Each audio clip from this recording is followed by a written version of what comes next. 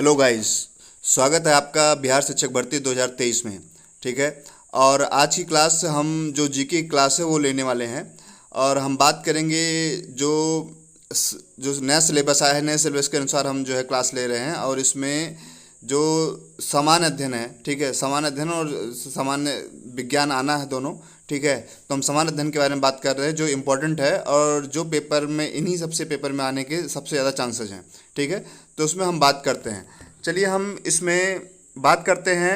सबसे पहले हम संविधान सभा के बारे में बात करते हैं। ठीक है। संविधान सभा 1946 जो संविधान सभा थी, ठीक है, ये क्या हुई कि 1946 में इसकी स्थापना की, एक तरह से संविधान सभा बनाई गई।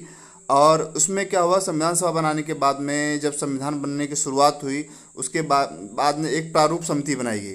ठीक है। और प्रारूप समिति के जो अध्यक्ष बनाए गए वो डॉक्टर B.R. अम्बेडकर। ठीक है।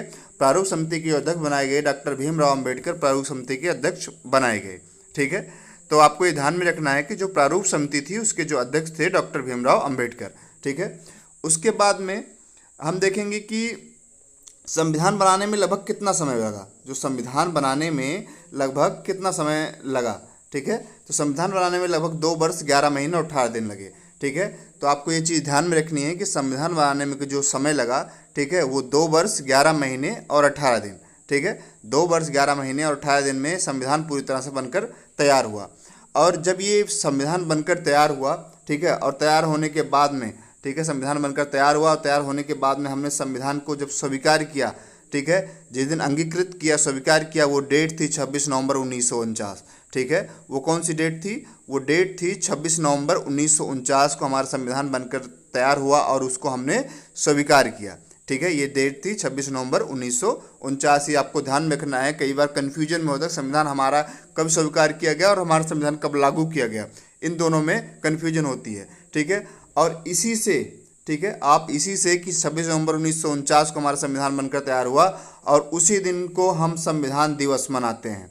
ठीक है। और उसी डेट को हम संविधान दिवस मनाते हैं। प्रतिवर्ष हम उसी डेट को संविधान दिवस मनाने 26 नवंबर, ठीक है, 26 नवंबर को संविधान दिवस मनाया जाता है। ये आप ध्यान रखनी है। संविधान दिवस कब मनाया जाता है? 26 नवंबर को मनाया जाता है। ठीक है। आप इसको ध्यान में रखेंगे।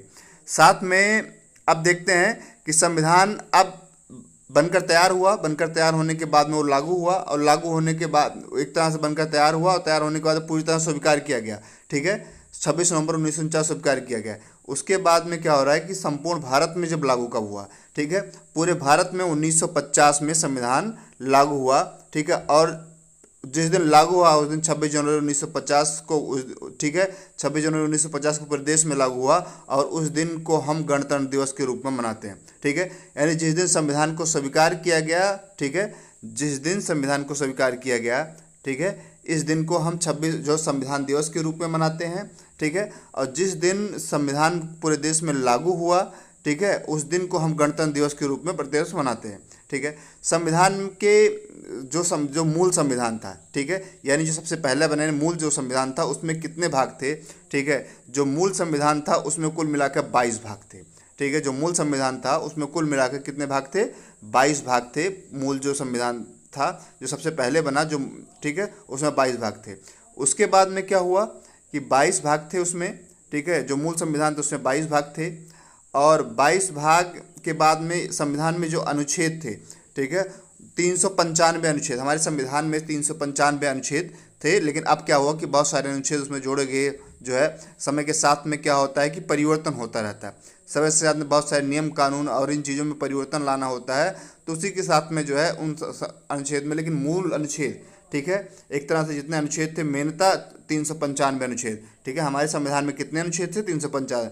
संविधान बनने के समय हमारे संविधान में 8 अनुसूचियाँ थी। कितनी अनुसूची थी? 8 अनुसूची थी। लेकिन वर्तमान में अब बढ़कर ये 12 हो गई। वर्तमान में बढ़कर कितनी हो गई? 12 अनुसूची हो गई। ठीक है। संविधान सभा में सबसे पहले क्या है? संविधान सभा में सबसे पहले क्या है कि संविधान सभा में सबसे पहले क्या है? प्रस्तावना है। क्या है कि प्रस्तावना। प्रस्तावना क्या होता है कि इससे क्या होता है कि हमारी जैसे किसी किताब के पहले उसकी समरी दी रहती है, ठीक है, अगर उसकी समरी पढ़ लो तो पूरी पाठ समझ में आता है। उसी तरह से हमारा जो संविधान की प्रस्तावना है, अगर हम प्रस्तावना को पढ़ लेते हैं, ठीक है। अगर हम प्रस्तावना को पढ़ लेते हैं तो हमें क्या होता है कि पूरी संविधान समझ में आ जाता है कि हमारे संविधान का मूल उद्देश्य क्या है, हमारे संविधान में क्या है, ठीक है। आपने देखा होगा कि जितनी भी एनसीईआरटी होती है या उत्तर प्रदेश बोर्ड होती है या बिहार बोर्ड होती है, उसके पहला जो पेज होता है, ठीक है, उन सब पे जो है सब प्रस्तावना लिखा आता है। इसमें आपने पढ़ा होगा, ठीक है, आपने पढ़ा होगा या आपने कई बार देखा होगा कि हम भारत के लोग भारत को संपूर्ण प्रभुत्व संपन्न समाजवादी पक्ष निरपेक्ष लोकतंत्रात्मक गणराज्य बनाने के लिए उसके समस्त नागरिकों सामाजिक आर्थिक ठीक है, with the people of India, ठीक है, जो प्रेम्बल होता है। तो इस तरह से जो है संविधान से पहले जो प्रस्तावना होती है, उस प्रस्तावना की झलक से हमें पूरी संविधान के बारे में पता चल जाता है, पूरे संविधान के बारे में समझ जाता है कि हमारा संविधान है कैसा, ठीक है। लोकतांत्रिक है हमारा संविधान, पथ निरपेक्ष है, धर्म निरपेक्ष है, ठीक है, धार्मिक स्वतंत्रता देता है, मौलिक अधिकार देता है, ठीक है। तो ये हमारा संविधान क्या है कि उसके जो प्रस्तावना, हमारे संविधान में सबसे पहले प्रस्तावना है, ठीक है। और वही प्रस्तावना जो किताबों के हर पेज के पहले ऊपर से जो जिल्द होती है उस पर लिखा होता है कि हम भारत के लोग भारत को संपूर्ण प्रभुत्व संपन्न समाजवादी पक्ष निरपेक्ष लोकतंत्रात्मक गणराज्य बनाने के लिए उसके समस्त नागरिकों को सामाजिक आर्थिक राजनीतिक न्याय, ठीक है, ये पूरा है, ठीक है। और फिर तो सबसे पहले संविधान के सबसे पहले क्या होता है कि प्रस्तावना होता है। प्रस्तावना के बाद में क्या होता है कि प्रस्तावना रहा तो इस चीज़ आपको ध्यान में रखना है कि संविधान में कुल 22 भाग हैं, ठीक है। इस समय और वर्तमान में 395 अनुच्छेद थे, लेकिन उसमें क्या हुआ कि बाद में ज़रूरतों के साथ में बहुत सारे सबसेक्शन लगाए गए। संविधान में सबसे पहले प्रस्तावना है और मानवाधिकार दिवस, ठीक है। आपका बहुत सारे दिवस आएंगे पेपर में, ठीक है, और कोई ना कोई दिवस जरूर आएगा, तो आप जितने भी दिवस होते हैं उनको ध्यान में रखेंगे। तो मानवाधिकार दिवस, ठीक है, ये 10 दिसंबर को मनाया जाता है। मानवाधिकार दिवस कब मनाया जाता है? ये 10 दिसंबर को मनाया जाता है। और मौलिक अधिकार, ठीक है, मौलिक अधिकार हमारे 6 मौलिक अधिकार है। पहले राइट टू प्रॉपर्टी, पहले 7 हुआ करते थे एक समय, ठीक है, लेकिन सरकार ने क्या हुआ कि बहुत सारी ज़मीनों का अधिग्रहण और सारी चीज़ों पर करने के लिए वो कई सारी समस्याएं आती थी, तो उसके लिए जो है 6 मौलिक अधिकार जो है, जो उसको एक राइट टू प्रॉपर्टी जो थी, ठीक है, जो एक तरह से संपत्ति का अधिकार था, उसे ख़त्म कर दिया। और वर्तमान में क्या होता है कि हमारे पास में 6 मौलिक अधिकार हैं। इन मौलिक अधिकारों पर हम विशेष रूप से एक अलग क्लास में विस्तार से चर्चा करेंगे, ठीक है, आप जो है चर्चा करेंगे। तो इस तरह से ये रहा, हमने संविधान पे एक जो है कुछ इंपॉर्टेंट चीज़ें बताई, ठीक है। अब आगे हम देखते हैं कि बहुत सारे जो दिवस हैं वो काफ़ी इंपॉर्टेंट हैं, ठीक है। हमने कहा कि जो दिवस आने वाले हैं, ठीक है, वो इम्पॉर्टेंट है। बिहार शिक्षक जो भर्ती होने वाली है और उसमें वो जो डेज हैं वो काफ़ी इंपॉर्टेंट है, वो आने के पूरे चांसेस होते हैं। और हर पेपर में 2 या 3 से जो दिवस होते हैं, ठीक है, वो आते ही आते हैं, ठीक है, तो आप उसको ध्यान में रखेंगे, ठीक है। चलिए हम देखते हैं कि अगला जो है पेज, मैं 20 मार्च, ठीक है, जो 20 मार्च है, हम देख रहे हैं कि 20 मार्च को विश्व गौरैया दिवस मनाया जाता है, ठीक है। 20 मार्च को विश्व गौरैया दिवस मनाया जाता है। 20 मार्च को विश्व गौरैया दिवस मनाया जाता है। और विश्व गौरैया जो दिवस है, या जो गौरैया पक्षी है, ठीक है, आप देखते हो छोटी जो पक्षी होती है, उनके संरक्षण के लिए मनाया जाता है। धीरे धीरे बहुत कम होती जा रही है इनकी संख्या, तो लोगों को जागरूक करने के लिए, ठीक है, इनको जागरूक करने के लिए विश्व जो है 20 मार्च को विश्व गौरैया दिवस मनाया जाता है। अगला है 22 मार्च को क्या मनाया जाता है, ठीक है, ये एक तरह से पर्यावरण दिवस से रिलेटेड है। जितने भी मैं इसमें बताऊंगा वो सारे जो है पर्यावरण जो दिवस होते हैं उससे संबंधित है, ठीक है। उसके बाद में क्या होता है कि जो 22 मार्च है वो विश्व जल दिवस मनाया जाता है। इसमें जितने दिवस की मैंने आपको बताया कि जितने दिवस की मैं चर्चा करूँगा वो सब जो है पर्यावरण से संबंधित होंगे। दूसरा क्या हो रहा है कि विश्व जल दिवस, ये जल के संरक्षण के लिए, संचयन के लिए और पानी की बर्बादी को रोकने के लिए, ठीक है, मनाया जाता है। 22 मार्च को जो है विश्व जल दिवस मनाया जाता है, ठीक है। अगला क्या है कि 22 अप्रैल, ठीक है, आप तिथि ध्यान में रखेंगे, 22 अप्रैल को विश्व पृथ्वी दिवस मनाया जाता है। पर्यावरणीय जो समस्याएं हैं के प्रति जागरूकता पैदा करने के लिए, ठीक है, यह दिवस मनाया जाता है। 22 अप्रैल को विश्व जो है विश्व पृथ्वी दिवस मनाया जाता है, ठीक है। आगे देखेंगे कि 5 जून को क्या मनाया जाता है, ये पेपर में कई बार आया हुआ है और काफ़ी इम्पोर्टेंट है, ठीक है। 5 जून को क्या मनाया जाता है? 5 जून को यह विश्व पर्यावरण दिवस मनाया जाता है, ठीक है। इसमें क्या हो रहा है कि जो पर्यावरण में संतुलन बनाए रखने के लिए लोगों की भूमिका और जन जागरूकता लाने के उद्देश्य से, ठीक है, यह दिवस मनाया जाता है, यानी पर्यावरण संरक्षण के लिए, ठीक है, विश्व पर्यावरण दिवस मनाया जाता है। वो मनाया जाता है 5 जून को, ये काफ़ी इंपॉर्टेंट है, ठीक है। ये पेपर में आने के 90% चांस हैं, ठीक है। अगला है 11 जुलाई। 11 जुलाई, ये 11 जुलाई को विश्व जनसंख्या दिवस मनाई जाती है। जिस तरह से लगातार जनसंख्या बढ़ रही है, ठीक है, और जिस संख्या बढ़ने के साथ साथ जो संसाधन है उनकी कमी होती आ रही है। अब वर्तमान समय में तो देखें कि भारत जो है दुनिया का, चाइना को पीछे करके दुनिया का सबसे नंबर 1 जो है बन गया जो जनसंख्या के मामले में। इस समय भारत जनसंख्या के मामले में विश्व के पहले नंबर पे आ गया है, ठीक है। तो ये क्या हो रहा है कि ये एक प्रगति या एक विकास नहीं है, ये एक समस्या है जो आने वाले समय में बहुत भयानक रूप ले सकती है किसी भी देश की अर्थव्यवस्था, आर्थिक स्थिति और सामाजिक स्थिति के लिए भी, ठीक है। तो 11 जुलाई को विश्व जनसंख्या दिवस मनाया। जनसंख्या एवं पर्यावरण में अंतर संबंध को जनसंख्या और पर्यावरण में जो अंतर संबंध है, ठीक है, उनके बारे में जागरूक करने के लिए 11 जुलाई को विश्व जनसंख्या दिवस मनाया जाता है, जनसंख्या वृद्धि को रोकने के लिए। अगला क्या है, अगले पे हम बात करते हैं 16 सितंबर, ठीक है।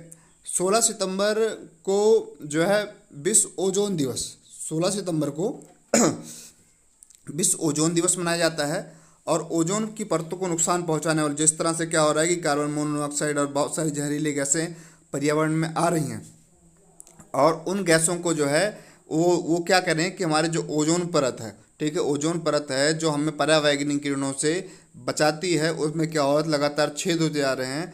तो उनके प्रति जागरूक करने के लिए, लोगों को सचेत करने के लिए विश्व ओजोन दिवस मनाया जाता है। ये भी इम्पॉर्टेंट है और कई बार पेपर में आया हुआ है, ठीक है, कई बार पेपर में आया हुआ। अगला देखते हैं 1 से 7 अक्टूबर, ठीक है। अब तक आपने देखा कि हर चीज़ एक तिथि को मनाई जाती है, लेकिन ये क्या हो रहा है कि करीबन 1 वीक का, ठीक है, करीबन 1 वीक का ये प्रोग्राम हो रखा है कि 1 से 7 अक्टूबर को, ठीक है, 1 से 7 अक्टूबर को क्या मनाया जाता है, 1 से 7 अक्टूबर को वन्य जीव सप्ताह, ठीक है, वन्य जीव सप्ताह 1 7 अक्टूबर को मनाया जाता है। और इस सप्ताह में वन्य जीव संरक्षण के प्रति लोगों को जागरूक किया जाता है। जो वन्य जीव हैं उनके संरक्षण के प्रति लोगों को जागरूक किया जाता है, और ये 1 सप्ताह का प्रोग्राम होता है, ठीक है, 1 से 7 अक्टूबर को प्रति जो है वर्ष मनाया जाता है, ठीक है।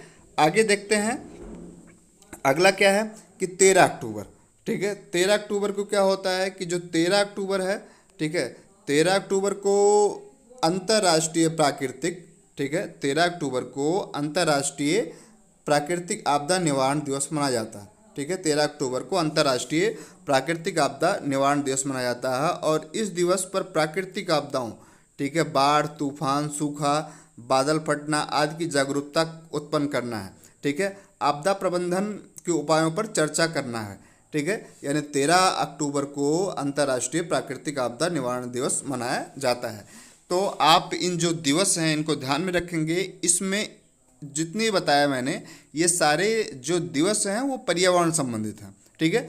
और हर एक पेपर में पर्यावरण संबंधित एक न एक डेट, एक न एक दिवस आता है। चाहे पर्यावरण दिवस पूछा जाएगा, ठीक है, जो 5 जून को मनाया जाता है, ठीक है, चाहे पृथ्वी दिवस पूछा जाएगा जो 22 अप्रैल को मनाया जाता है, चाहे विश्व जल दिवस पूछा जाएगा वो 22 मार्च को मनाया जाता है, चाहे 20 जो है विश्व गौरैया दिवस मनाया जाएगा, ठीक है, वो 20 मार्च को मनाया जाता है। तो आप इसका ध्यान में रखेंगे, ठीक है। ये दिवस जितने मैंने बताए हैं इनमें से एक से 2 क्वेश्चन आने तय हैं, ठीक है। बिहार शिक्षक भर्ती की जो होने वाली परीक्षा है उसमें सामान्य ज्ञान यानी जनरल जो है नॉलेज में 1 से 2 क्वेश्चन आने तय हैं, तो आप इसको ध्यान में रखेंगे।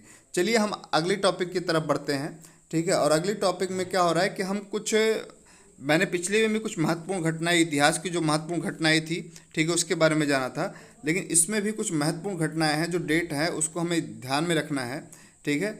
और ये एक तरह से जो आंदोलन चले, ठीक है, पेपर में देखिएगा कि जो बिहार का जो पेपर है उसमें क्लियर लिखा हुआ है कि जो आंदोलन से संबंधित क्वेश्चन आने हैं, चाहे वो सत्याग्रह आंदोलन हो, असहयोग आंदोलन हो, ठीक है, जो जितने भी आंदोलन हुए हैं, असहयोग आंदोलन हो, उससे रिलेटेड एक न एक क्वेश्चन पेपर में आना तय है, ठीक है। तो आप ये चीज़ें ध्यान में रखेंगे। 1885, ठीक है, 1885 ए.ओ. ह्यूम ने भारतीय राष्ट्रीय कांग्रेस की स्थापना की थी, ठीक है। जो भारतीय राष्ट्रीय कांग्रेस की स्थापना किसने की थी, आप इसको ध्यान में रखेंगे, इंपॉर्टेंट क्वेश्चन है। और बीपीएससी क्या करती है, अक्सर क्या होता है कि इसी तरह के क्वेश्चन पूछती है, ठीक है, कि इसी तरह के क्वेश्चन बीपीएससी पूछती है। तो आप इस चीज़ को ध्यान में रखेंगे कि ए.ओ. ह्यूम, ठीक है। भारतीय राष्ट्रीय कांग्रेस की स्थापना किसने की थी? 1885 में ए.ओ. ह्यूम ने की थी। मुंबई, ये क्या था कि जो मुंबई में भारतीय राष्ट्रीय, ठीक है, मुंबई में भारतीय राष्ट्रीय कांग्रेस की स्थापना का प्रथम अधिवेशन हुआ, ठीक है। मुंबई में भारतीय राष्ट्रीय कांग्रेस की स्थापना का प्रथम अधिवेशन हुआ। भारतीय राष्ट्रीय कांग्रेस की स्थापना ए.ओ. ह्यूम ने की थी। किसने की थी? ए.ओ. ह्यूम ने की थी, ठीक है, भारतीय राष्ट्रीय कांग्रेस की स्थापना। दूसरी इंपॉर्टेंट डेट क्या है कि एक समय 1896 से 1897 के बीच में भारत में भीषण अकाल पड़ा था, ठीक है। जिस समय अमेरिका से गेहूं मंगाया जाता था और अमेरिका अपने यहाँ की जो सबसे बेकार गेहूं था वो भारत को देता था, ठीक है। और उन्हीं से चीज़ों से सबक लेते हुए बाद में क्या हुआ कि हरित क्रांति जो है चलाई गई, ठीक है। दूसरा, भारतीय विश्वविद्यालय अधिनियम पारित हुआ 1904 में। भारतीय विश्वविद्यालय जो अधिनियम पारित हुआ ये 1904 में पारित हुआ, ठीक है। अगला क्या होता है कि 1905 में बंगाल विभाजन लागू हुआ।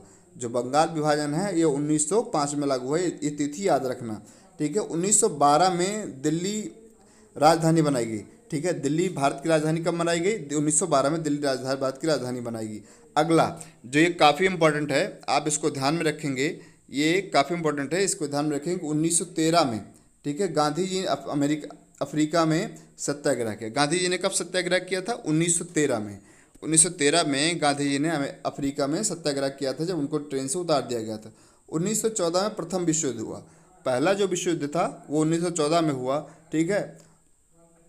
ये डेट याद रखना, 1914 वाला जो है ये पेपर में आ सकता है। दूसरा, 1915 ईस्वी में दक्षिण अफ्रीका से गांधी जी भारत का आगमन।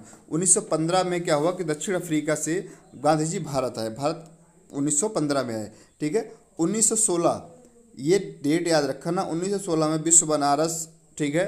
जो 1916 की जो डेट है, ठीक है, आप इसको ध्यान में रखने, पेपर में आ सकता है।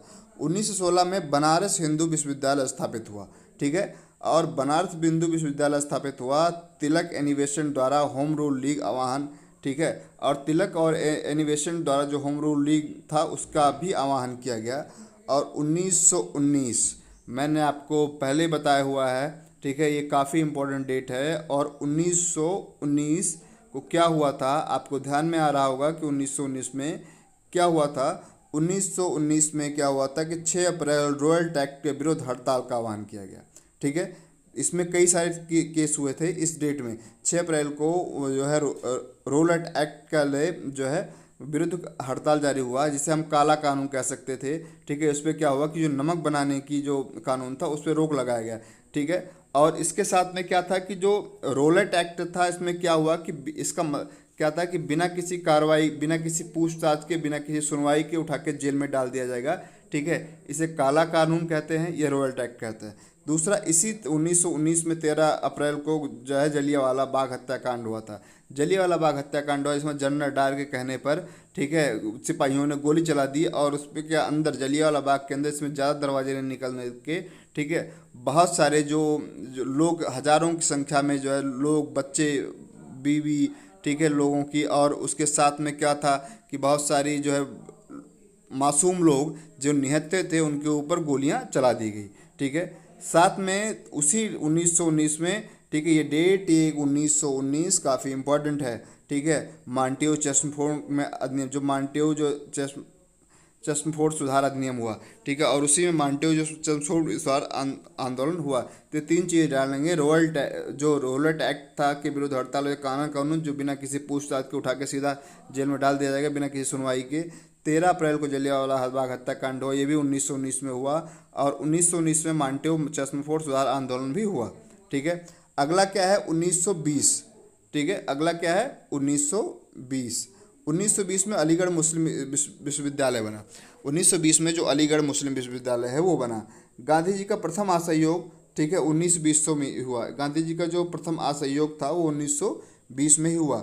1922 में जो चौरी चौरा कांड, ठीक है, 1922 में चौरी चौरा कांड तथा महात्मा गांधी द्वारा आंदोलन वापस लिया गया। चौरी चौरा कांड जो गोरखपुर में है, ठीक है, वहाँ पर क्या हुआ था, कुछ किसान और कुछ लोग जो है शांतिपूर्ण प्रदर्शन कर रहे थे और पुलिस ने उन पर क्या किया कि पुलिस ने उन पर लाठीचार्ज किया, उन पर आक्रमण किया। और उसके बाद में क्या हुआ कि जो किसान थे वो लोग थे जो आक्रोशित हुए। आक्रोशित होने के बाद में जो वो थाना था, ठीक है, उसको पूरी तरह से जला दिया, ठीक है। तो 1922 में 5 फरवरी, ठीक है, 1922 में 5 फरवरी को चोरी चौरा कांड हुआ। इसमें गांधी जी द्वारा जो है जो असहयोग आंदोलन था, ठीक है, जो चल रहा था, जो है उसको क्या किया उन्होंने, उससे व्यथित होकर उन्होंने आंदोलन स्थगित कर दिया। ठीक है, 1929 में क्या हुआ था कि 1929 में जो था कि इसमें शारदा एक्ट, हिंदू महिलाओं और युवकों को 14 से 18 वर्ष के आयु में विवाह जो है निषिद्ध किया गया।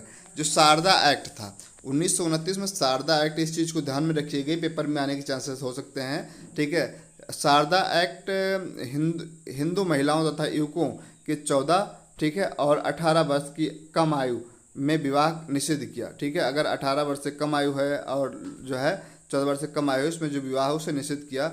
1929 में एक चीज़ और हुआ था कि 1929 में ही, ठीक है, 8 अप्रैल को भगत सिंह तथा बटुकेश्वर दत्त विधानसभा में बम फेंका था। ठीक है, 1929 में ही जो भगत सिंह ने क्या किया और बटुकेश्वर दत्त ने क्या किया था कि जो विधानसभा थी उसमें बम फेंका था और उसमें पर्चे फेंके थे। ठीक है, दूसरा क्या था कि 31 अक्टूबर को लॉर्ड इरविन भारत में स्वशासन के विषय में घोषणा की। जो 2931 में क्या था कि जो लॉर्ड इरविन थे, ठीक है, उन्होंने भारत में स्वशासन की घोषणा की थी। 31 अक्टूबर जो है को लॉर्ड इरविन ने ऐसा किया था।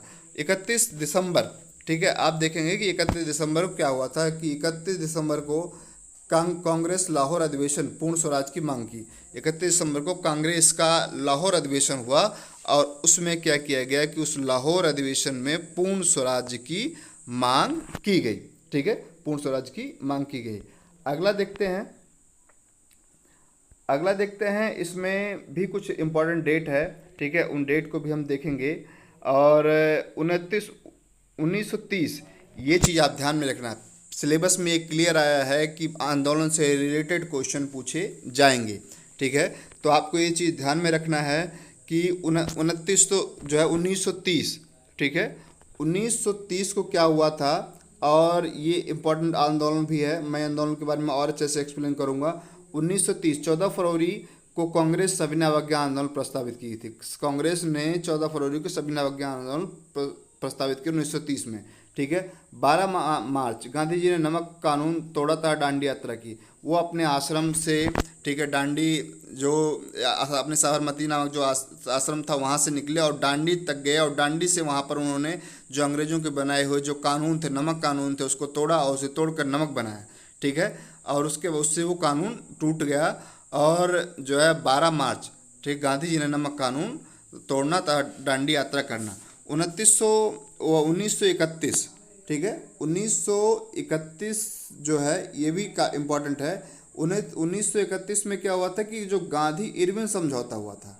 ठीक है, 1931 में जो गांधी और इरविन समझौता हुआ था, ठीक है, दोनों के बीच में, गांधी और इरविन के बीच में समझौता हुआ था। 1932 में क्या हुआ था कि सांप्रदायिक निर्णय की घोषणा तथा गांधी जी द्वारा पुनः सविनय अवज्ञा। जब क्या हुआ कि द्वितीय विश्व युद्ध हो गया और उसके बाद में उन्हें लगा कि उनकी बातों को नहीं माना गया, तो उसके बाद में क्या हुआ कि जो प्रथम बातों को जब नहीं माना गया, भारत ने सहयोग भी किया, तो पुनः सविनय अवज्ञा आंदोलन को प्रस्तावित किया गया, पुनः सविनय अवज्ञा आंदोलन को चलाया गया। ठीक है, 1935, ये डेट आप याद रखिएगा, 1935 वाली जो डेट है, ठीक है, 1935 वाली जगह भारत सरकार अधिनियम पारित हुआ। 1935 को भारत सरकार जो अधिनियम था, ठीक है, वो पारित हुआ।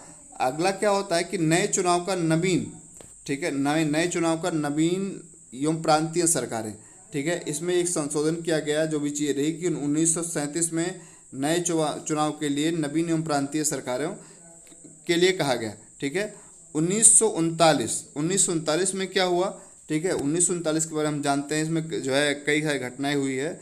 1939 में क्या हुआ कि अक्टूबर में, ठीक है, 1939 में अक्टूबर का महीना था, इसमें वारसराय की घोषणा हुई, ठीक है, कि भारत में प्रादेशिक स्वशासन की स्थापना और अंतिम अंग्रेजी उद्देश्य तथा विश्व युद्ध कांग्रेस सरकार ने त्याग पत्र दिया।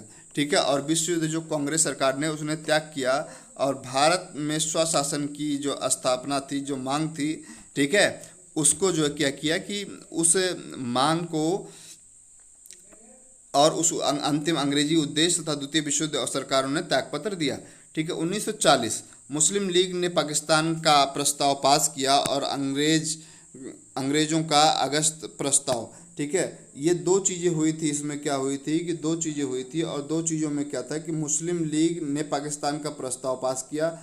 ठीक है। जो मुस्लिम लीग था वो पाकिस्तान का जो प्रस्ताव था वो पास किया, और अंग्रेज़ों का अगस्त प्रस्ताव। ठीक है। अंग्रेजों का जो अगस्त प्रस्ताव था उसे हुआ, इसके बारे में डिटेल चर्चा करेंगे। ठीक है। अगला क्या है कि कांग्रेस का व्यक्तिगत सविनय अवज्ञा आंदोलन अक्टूबर से दिसंबर तक चला। कांग्रेस का जो व्यक्तिगत सविनय अवज्ञा आंदोलन है ये अक्टूबर से दिसंबर तक चला, आप ध्यान में रखेंगे।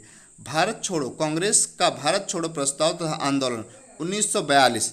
ठीक है। 1942 जो था, ठीक है, उसमें क्या हुआ कि 1942 की जो डेट थी कांग्रेस का भारत छोड़ो प्रस्ताव व आंदोलन, ठीक है, ये 1942 में हुआ।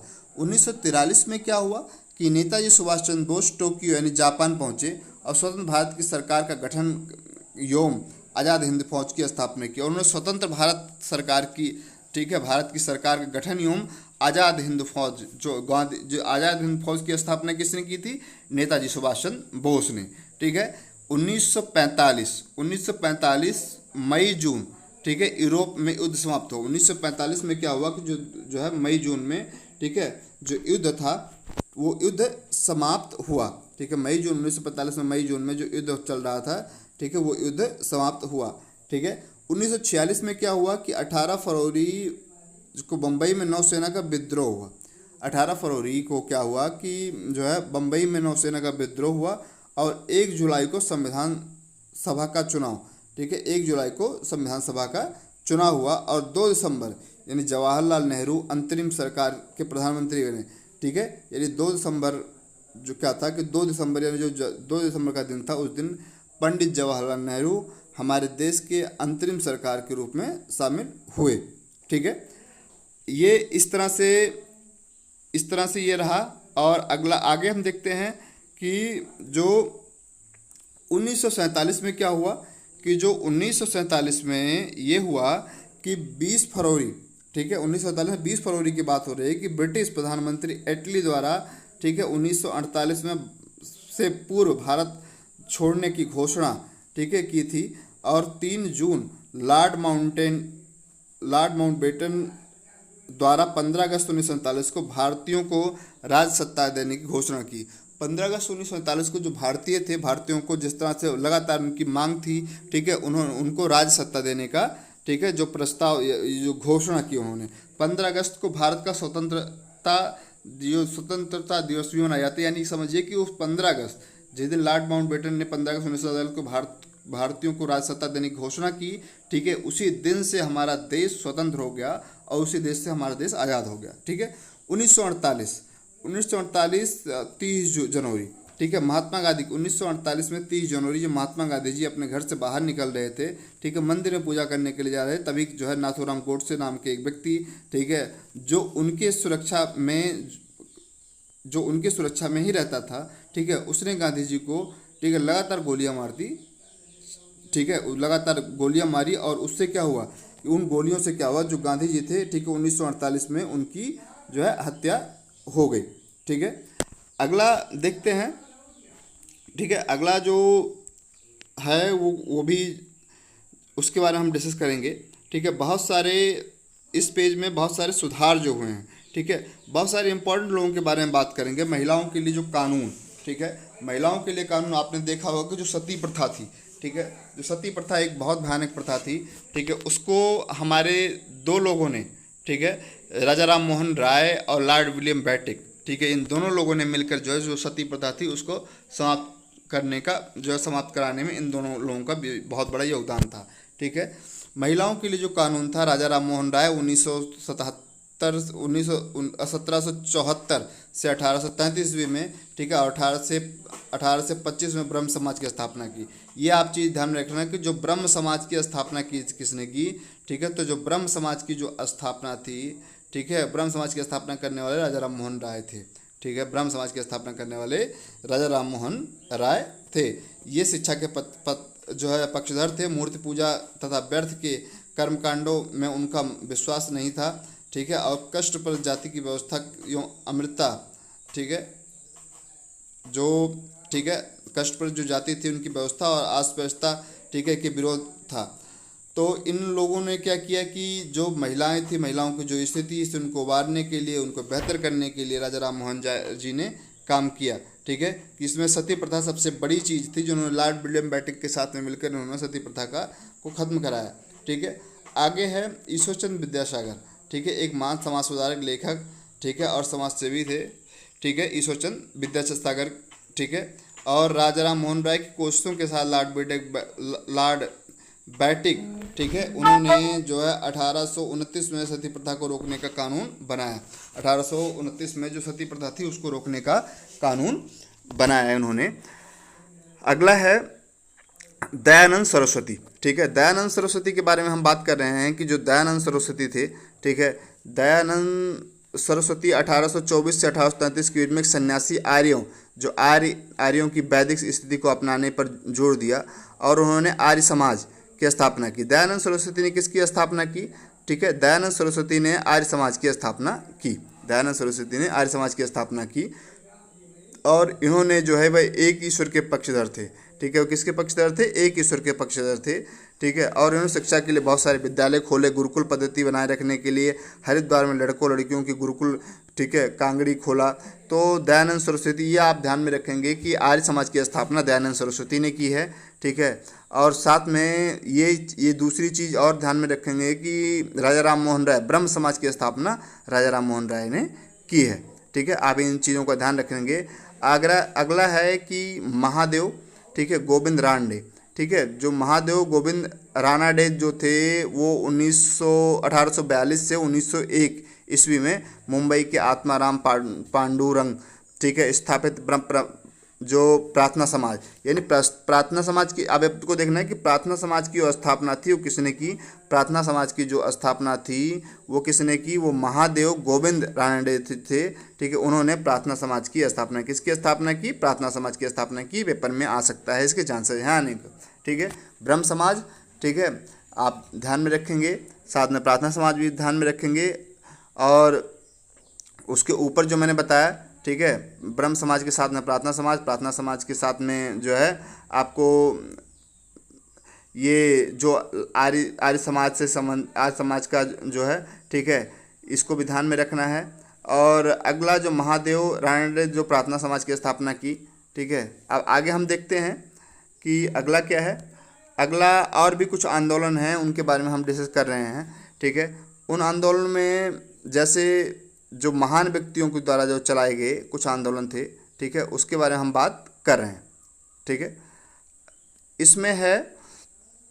इसमें जो हम बात कर रहे हैं, ये जो बात हो रही है, ठीक है, ये जो बात हो रही है,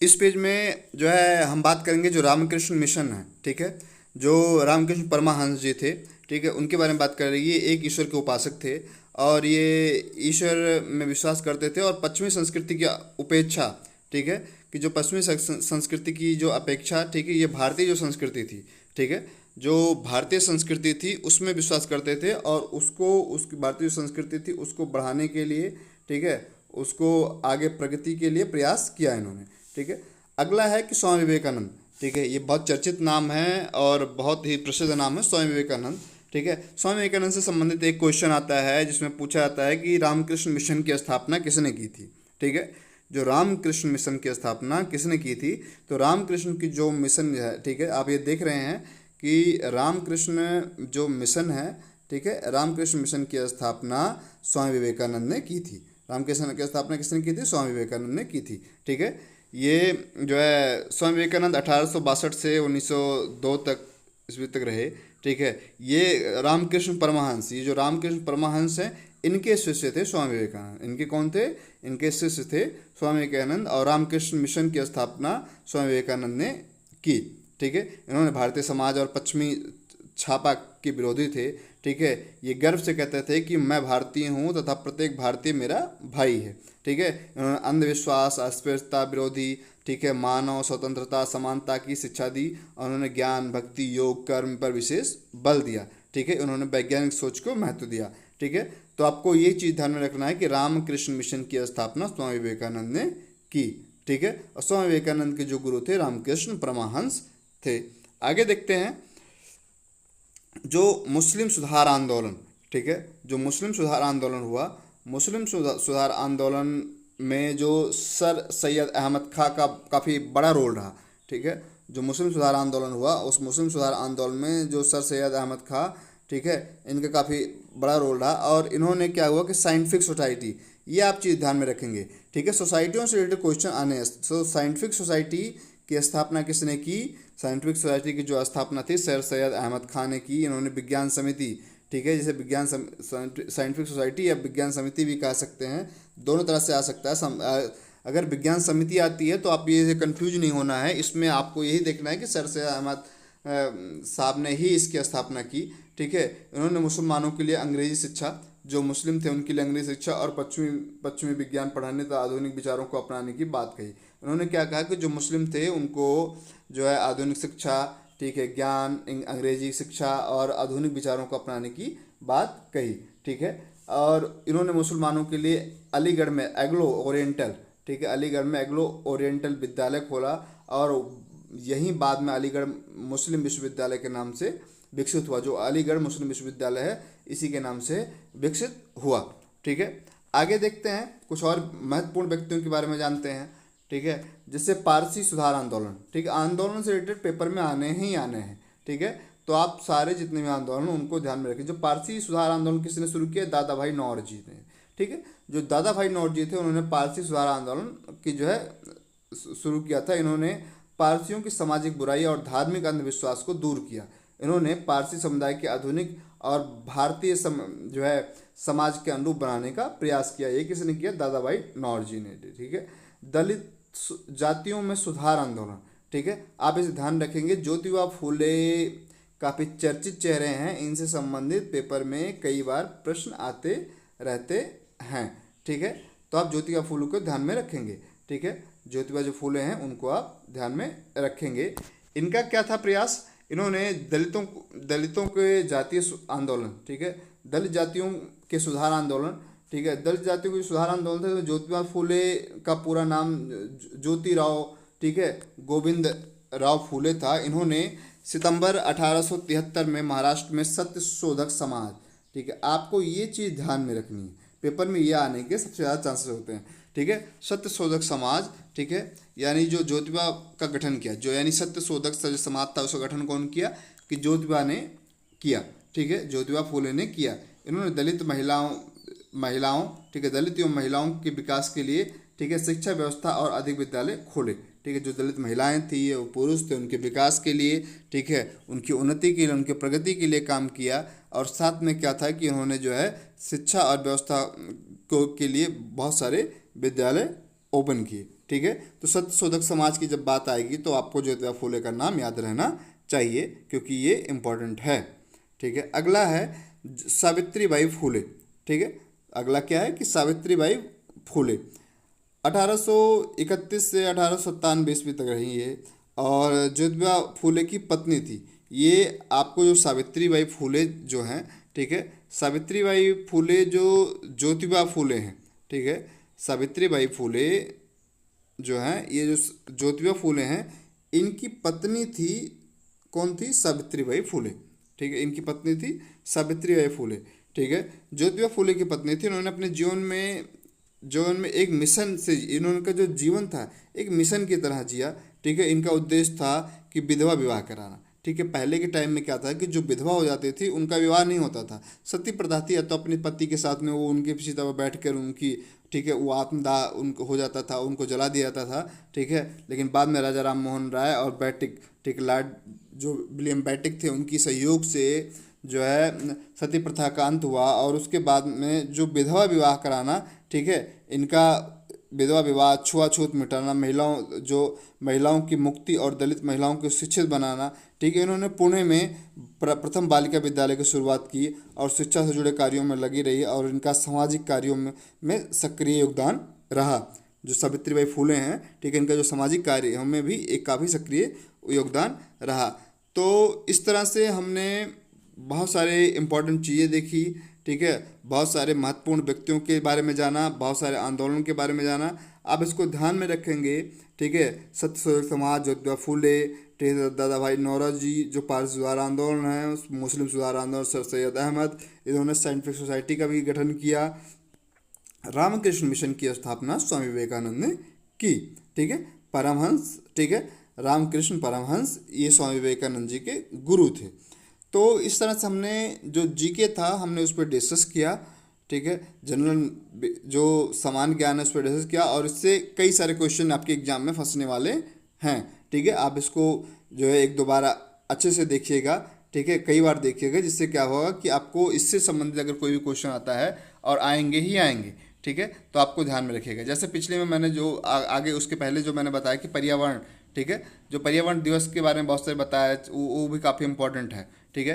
तो आप हमारे चैनल को देखते रहें, लाइक एंड सब्सक्राइब करते रहें, साथ में शेयर भी करते रहें, और इससे जो है बिहार शिक्षक भर्ती जो परीक्षा होने वाली है, इससे आपको बहुत लाभ होने वाला है। और कई सारी जो इम्पोर्टेंट चीज़ें हैं मैं आपके लिए लेके आऊँगा, जो आपके लिए बहुत, और आपका जो शिक्षक बनने का जो सपना है वो पूरा होगा।